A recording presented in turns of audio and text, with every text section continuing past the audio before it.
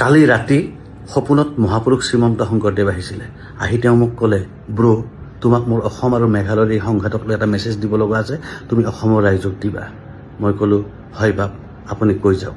তেওঁ ক'লে যে অসমখন ক'ত আছে ভাৰতত, মেঘালয়খন ক'ত আছে ভাৰতত, এখন কেন্দ্ৰীয় চৰকাৰ আছে নে নাই? বোলো আছে।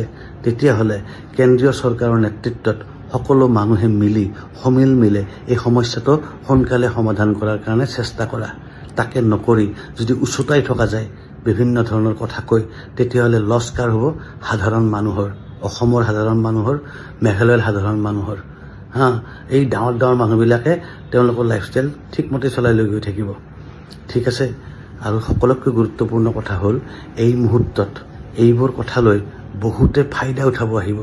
অসম মেঘালয়ৰ এই কেছটোক লৈ বেলেগ বেলেগ ধৰণৰ লেকচাৰ মাৰি কিছুমানে বেলেগ ফাইদা উঠাব আহিব। আৰু এইখিনি সময়তে অসমৰ মানুহে পাহৰি যাব যে শিৱসাগৰৰ বানপানী কিয় হৈছিলে। গতিকে সোনকালে এই সমস্যাটো সমিল মিলেৰে সমাধান কৰি, যিহেতুকে ভাৰতবৰ্ষ নামৰ দেশখনতেই মেঘালয় আৰু অসমখন আছে, গতিকে একেলগে সমাধান কৰি তোমালোকে সমস্বৰে এটা কথাত মন দিয়া যে শিৱসাগৰত বানপানী কিয় হৈছিল।